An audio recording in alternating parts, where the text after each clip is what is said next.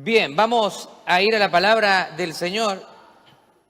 Usted vaya buscando en su Biblia, en el libro de Mateo, en el capítulo 4. La semana pasada, nuestro hermano Pablo nos predicó acerca de la genealogía de la gracia y ese sermón lo estamos incluyendo dentro de la serie que se llama Cristo, el modelo para la misión. Ese es el nombre de la serie de sermones que vamos a tener las próximas semanas. Cristo, el modelo para la misión. Vamos a ir a nuestras Biblias entonces, vamos a leer Mateo capítulo 4 del versículo 1 al 3. Por favor, póngase de pie. Le vamos a dar lectura a la palabra del Señor en el nombre de nuestro Señor Jesucristo.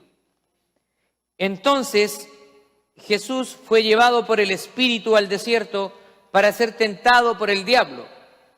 Y después de haber ayunado 40 días y 40 noches, tuvo hambre.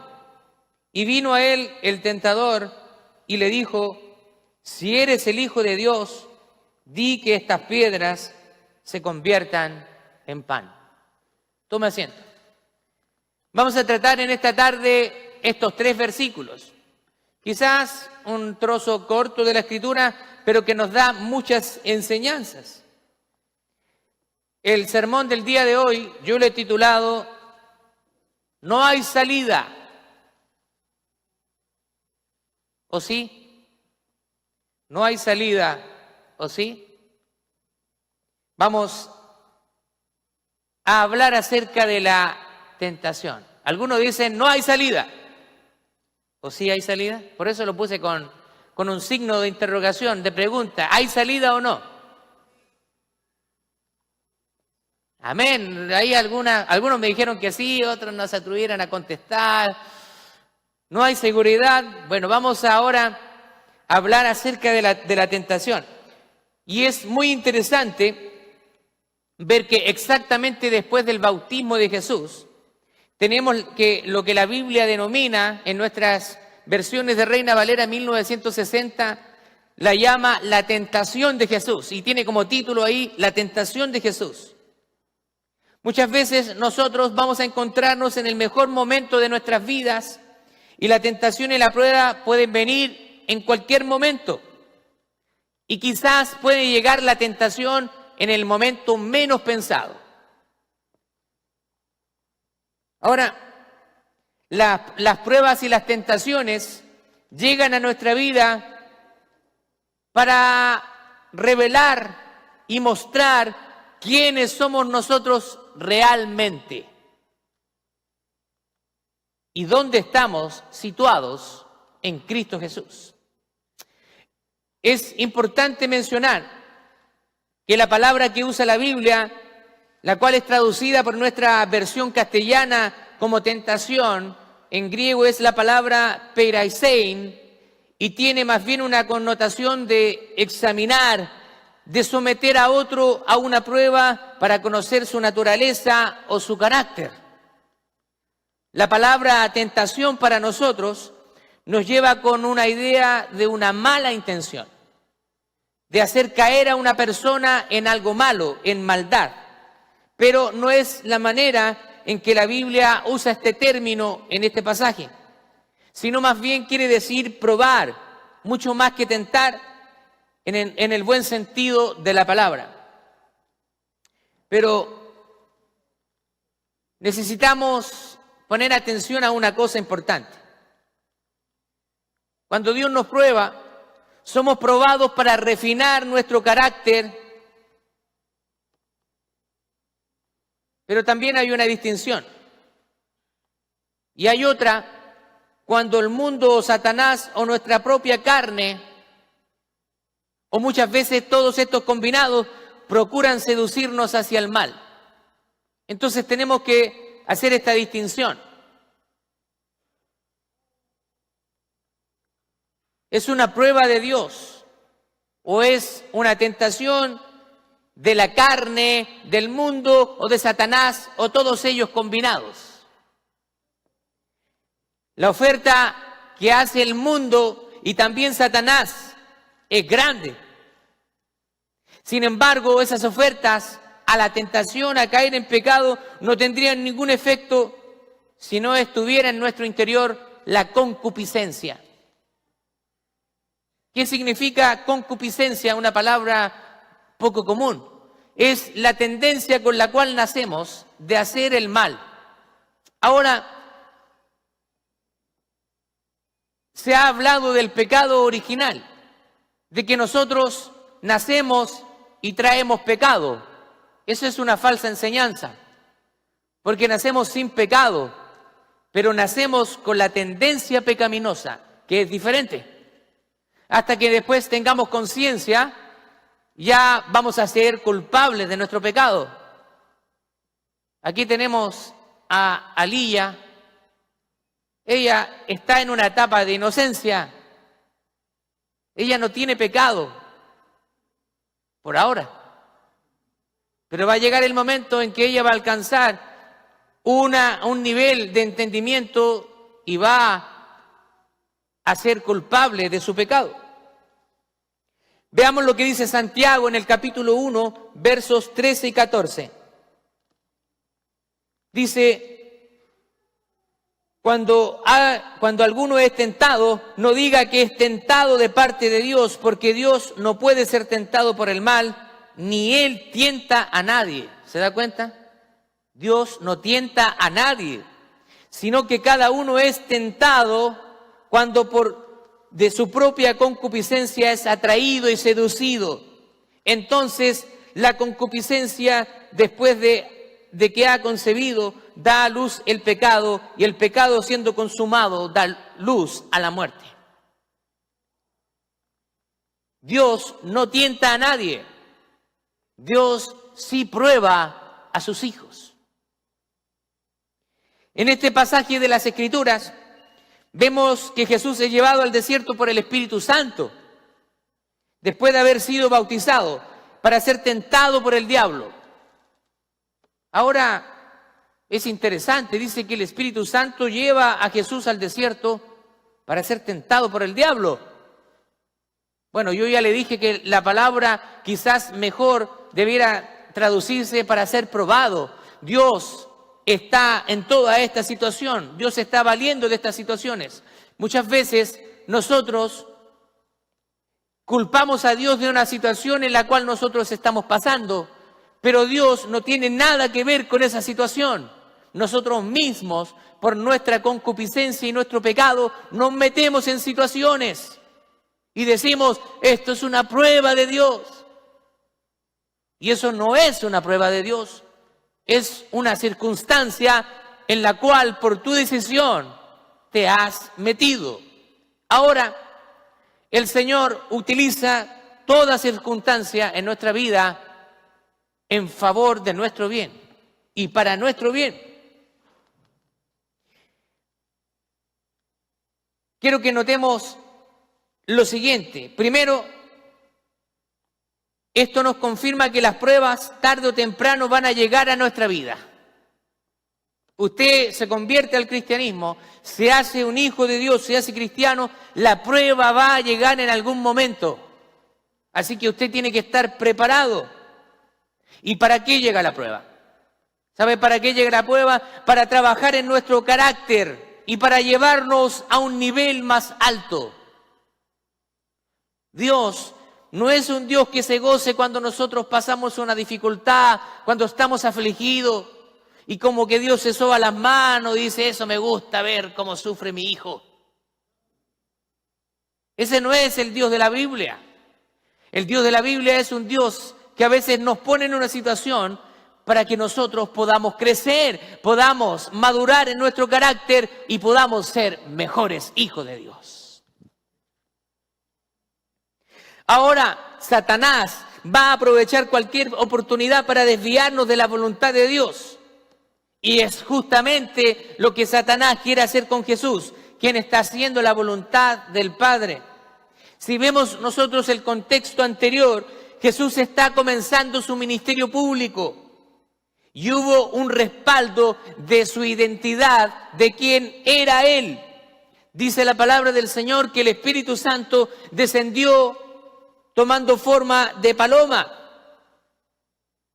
y que se escuchó una voz del cielo que decía: este es mi Hijo amado en quien tengo complacencia. Las tres personas de la Trinidad, de la divinidad, en una unidad perfecta. ¿Un pasaje difícil de entender? Sí, difícil de entender. La Trinidad del Señor es un concepto difícil. Todavía sigue siendo un misterio, pero sabemos que Él es un Dios representado en tres personas. Pero aunque Jesús era 100% Dios, 100% divino, también Jesús era 100% hombre. Y el acto de la tentación de Jesús fue intenso y fue real. Ahora tenemos que reconocer que la divinidad de Jesús le hacía que fuera imposible ceder al pecado, porque Él había nacido de una manera sobrenatural, concebido por el Espíritu Santo, y Él no nació con la concupiscencia que tiene cualquier ser humano. Pero sin embargo, Él sintió exactamente lo mismo que nosotros sentimos cuando somos pecados, cuando somos tentados.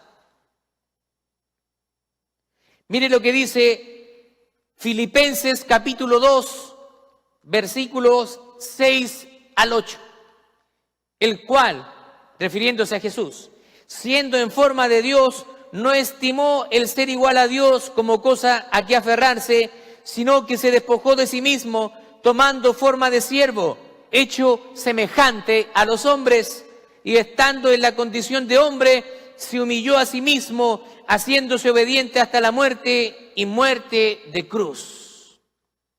¿Se da cuenta? Dios decidió encarnarse a través de la persona de Jesús, y Jesús es quien nos muestra al Padre.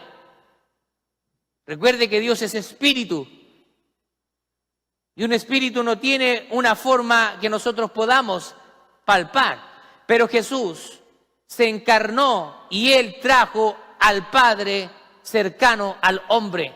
Por eso que Dios comprende nuestra naturaleza, porque Él estuvo en carne y hueso en medio de nosotros. Hay un famoso escritor de cuentos infantiles, probablemente usted lo conoce, él se llama Oscar Wilde, y él escribió lo siguiente: la única manera de librarse de la tentación es ceder ante ella. Si se resiste, el alma enferma, anhelando lo que ella misma se ha prohibido, deseando lo que sus leyes monstruosas han hecho monstruoso e ilegal. Este es un pensamiento muy humano, pero es muy alejado del cristianismo y de la voluntad de Dios para sus hijos. Es que no lo pude evitar. La tentación fue demasiado fuerte. No me di ni cuenta y ya había engañado a mi esposa. Pero yo no quería hacerlo, pero no me di cuenta. Fue algo que me consumió, que me obligó. No pude hacer nada. Lo siento. Nosotros siempre estamos justificando el pecado de alguna u otra manera, pero eso es alejado de la voluntad de Dios para nosotros. En el versículo 2 vemos que Jesús está de alguna manera susceptible, ya que después de haber ayunado 40 días y 40 noches tenía hambre. Una vez más podemos ver la humanidad de Jesús voluntariamente sometiéndose a todas las vivencias humanas. Él tuvo hambre, Él tuvo sed, Él tuvo sueño. Él también experimentó momentos de tristeza cuando se murió su amigo Lázaro, Cuando miró a Jerusalén, también Él sufrió. Él participó de nuestra naturaleza y Él nos entiende. Imagínense, 40 días y 40 noches sin comer y sin beber agua. Nosotros llamamos a un ayuno de 3 días y los hermanos ya el tercer día ya nos dan para más ya. Y si algunos se alcanzan a ayunar un día, nos cuesta abstenernos de alimento. Pero cuando nosotros ayunamos, la carne mengua y el espíritu crece en nosotros. Hay una sensibilidad a escuchar la voz de Dios. ¿Sabe qué? A mí no me gusta tener hambre. Mi esposa lo sabe bien. Cuando salimos de compra, yo le he dicho, mira, yo te acompaño de compra, a hacer shopping, pero si a mí me da hambre, yo me voy a poner de mal genio, mal carácter. Muéstreme la slide. Me voy a poner de mal genio, mal carácter, y eso no me gusta. Te lo advierto de antemano. Así que si tú quieres sacarme a que te acompañe a ir de shopping y de compra, yo tengo que ir comidito, tranquilito.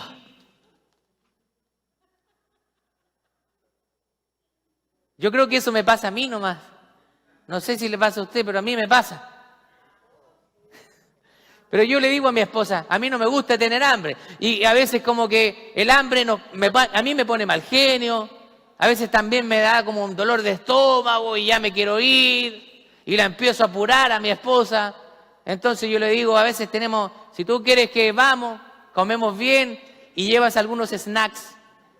Mientras tú haces shopping, yo puedo comer algo. Imagínense, 40 días de ayuno y estamos hablando de un ayuno absoluto, sin agua ni alimentos. Los estudios indican que aunque se han reportado casos excepcionales de personas que llegan a sobrevivir hasta 12 días, el tiempo promedio de supervivencia es de 3 a 5 días, nada más, sin agua.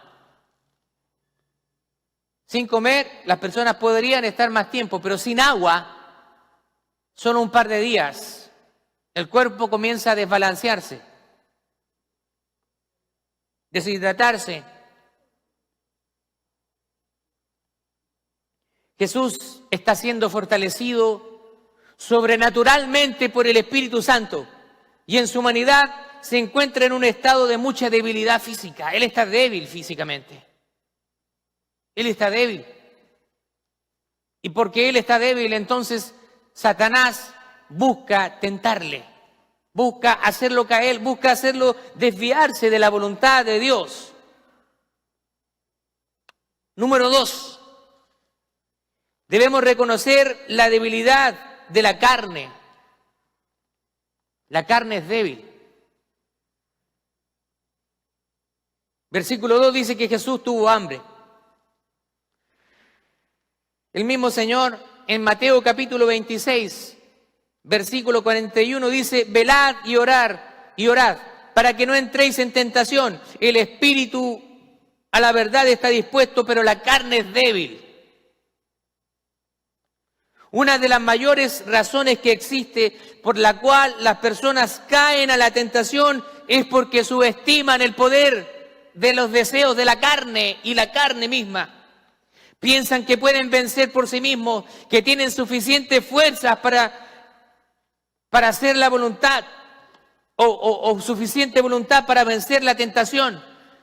Pero no es con fuerzas humanas, es a través del Espíritu Santo de Dios. ¿Sabe qué?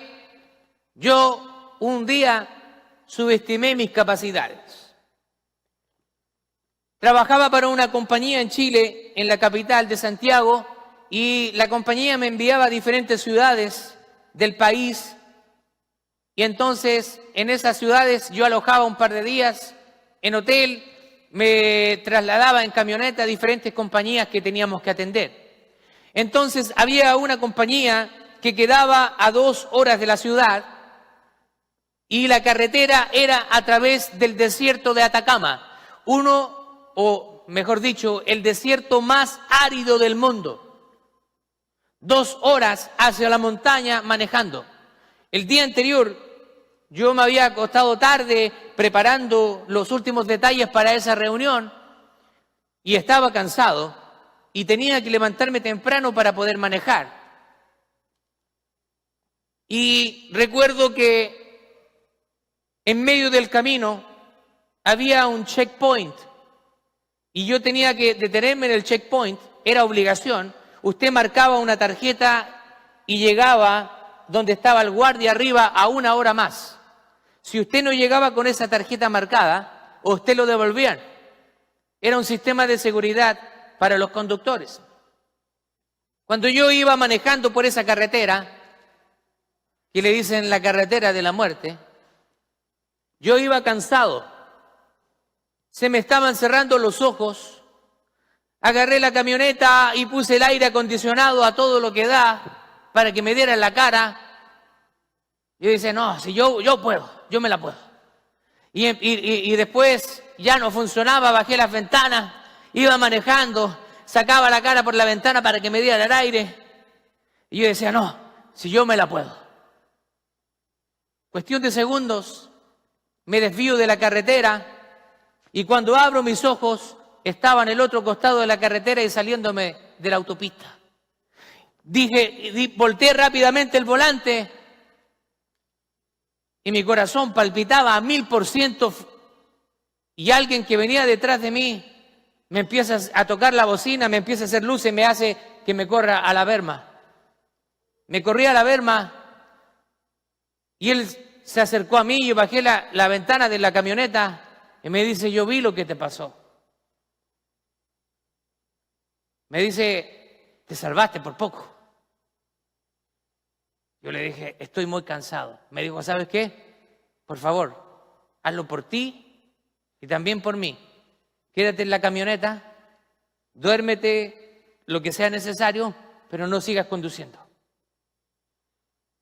¿Y sabe qué? Lo hice. Me puse a dormir un rato en la camioneta y ya recuperé fuerzas para seguir adelante. Pero yo subestimé la carne. Yo creí en mi interior de porque yo tenía varios años manejando, yo podía hacerlo. Muchos años manejando, ya un conductor experimentado, pero la carne es débil. El diablo, número 3, el diablo no pierde tiempo para hacernos caer. Dice la palabra de Dios que el diablo no duerme. El versículo 3 nos narra cómo el diablo está buscando hacernos caer. Él es el padre de la mentira y es astuto para engañarnos. Primera de Pedro, capítulo 5, verso 8 dice, sed sobrios, sean sobrios y velad, porque vuestro adversario el diablo, como león rugiente, anda buscando alrededor a quien devorar. Es necesario estar conscientes y no verse en una posición privilegiada. Ninguno de nosotros es inmune a la tentación y al pecado. Por eso que nosotros tenemos que poner protección alrededor nuestra. Nosotros como pastores, como ministros del Evangelio, por sobre todas las cosas tenemos que cercarnos con protección. Porque el diablo quiere darnos, quiere que caigamos. Y muchos siervos lamentablemente han caído porque han subestimado su capacidad y han subestimado también las tentaciones que el enemigo pone en nuestra vida. Mire lo que dice Primera de Corintios capítulo 10, verso 12. Así que el que piensa que esté firme, mire que no caiga. No, si yo soy un buen hijo de Dios, yo llevo años en la iglesia, a mí no me va a pasar nada. Yo puedo resistir cualquier tentación. Esa es una mala actitud. Dice que el que quiera que estar firme, mire que no caiga. Debemos estar velando todo el tiempo para que no caigamos en tentación, como dijo Jesús a sus discípulos. Quiero contarles una ilustración, lo de la trampa de conejos. Se llama esta ilustración la trampa de conejos. En las heladas regiones de América del Norte, acá en los Estados Unidos, un indio hacía un caminito por entre la nieve y además hacía otra cosa con unas ramas de abeto. ¿Qué estás haciendo?, le preguntó un amigo que se acercó y pasaba por el lugar. Una trampa para conejos, respondió el indio. Pero, ¿dónde está la trampa?, le preguntó el amigo. Ah, respondió el indio, sonriente. La trampa no la pondré, sino hasta dentro de 2 semanas. Primero, arreglo el caminito de modo que los conejos se acostumbren a él. Por ejemplo, hoy por la noche vendrán y tendrán temor de pasar por el caminito, pero mañana se acercarán más y poco tiempo después uno de ellos lo cruzará, después caminará por él. Pocas noches después se familiarizarán con el camino, se van a familiarizar con el camino y lo usarán frecuentemente sin ningún temor. Entonces pondré la trampa en medio, entre las ramas, y después comeré conejo todos los días. Y el amigo le contestó, ah, ya veo. Estás usando la misma táctica que usa Satanás con los cristianos. Primero los atrae a algo que da la impresión que no es malo ni bueno. Y cuando adquieren confianza, él los atrapa y los destruye. Hay un hilo muy delgado en caer en la tentación. Seamos sensibles a la voz de Dios.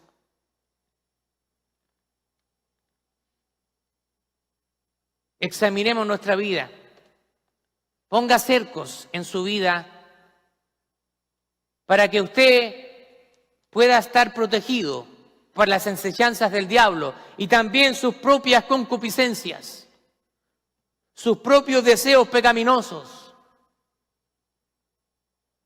No es lo que entra en el hombre lo que lo contamina, dijo Jesús, sino lo que sale del corazón del hombre, porque del corazón nacen las injusticias, nacen las fornicaciones, nacen las mentiras, etcétera, etcétera. La lista es larga de pecados. Quiero terminar con algunas verdades prácticas para su vida. La próxima semana vamos a ver cuál es la salida para la tentación. Pero esta semana yo quería que fuéramos conscientes de que la tentación está a la puerta de su casa esperándolo. Usted va a abrir la puerta de su casa, va a salir y la tentación va a estar buscando que usted caiga.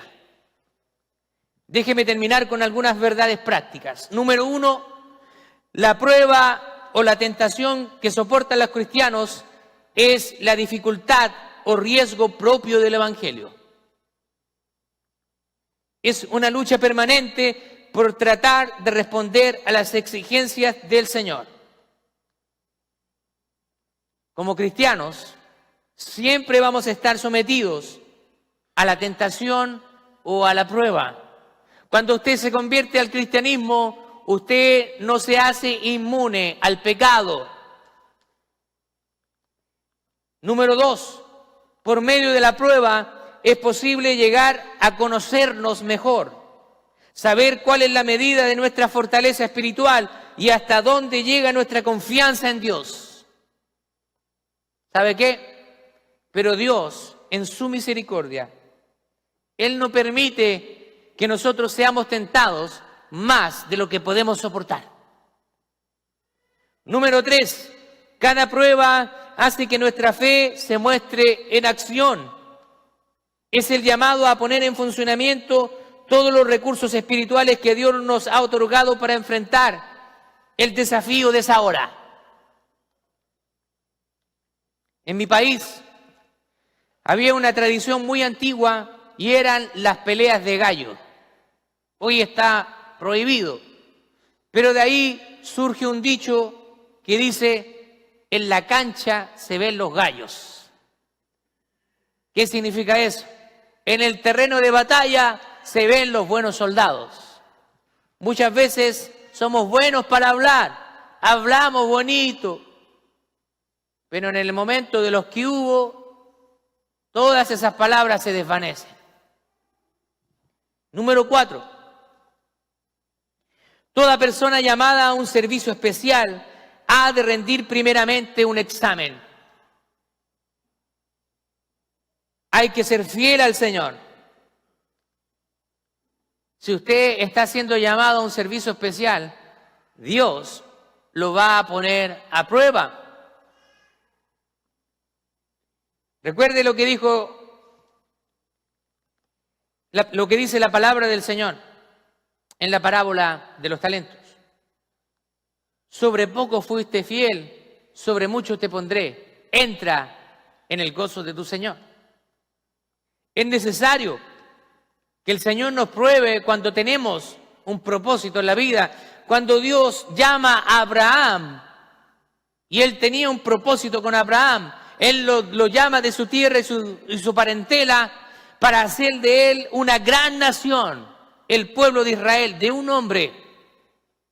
Pero cuando Él lo llama, Dios tiene que probar su corazón para ver si este hombre era la persona indicada.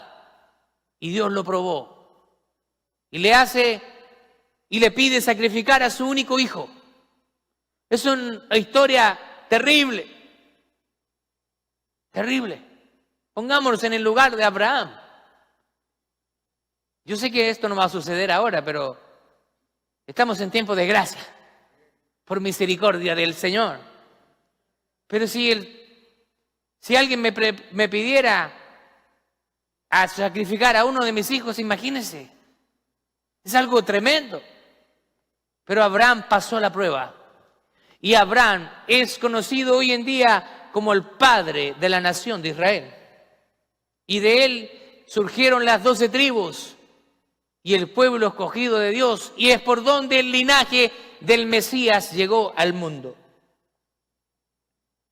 Número 5. El que persevera aún siendo probado es felicitado por el Señor y tiene como recompensa la corona de la vida, como dice Santiago capítulo 1, verso 12. Seamos cuidadosos, concienticémonos, la tentación es real, la prueba va a llegar en cualquier momento a nuestra vida y ahí se va a probar nuestro carácter. Y ahí se va a decidir realmente si somos o no somos. ¿Somos cristianos o no somos cristianos? Muchas personas en circunstancias difíciles abandonan la iglesia. En circunstancias difíciles rechazan al Señor. Realmente es lo que siempre estuvo en su corazón. Dios tenga misericordia de nosotros. Pero ¿sabe qué? Así como Jesús fue revestido del Espíritu Santo, nosotros hoy en día hemos sido sellados con el Espíritu Santo. El mismo Espíritu que levantó a Jesús de los muertos está morando hoy en día en nuestra vida interior.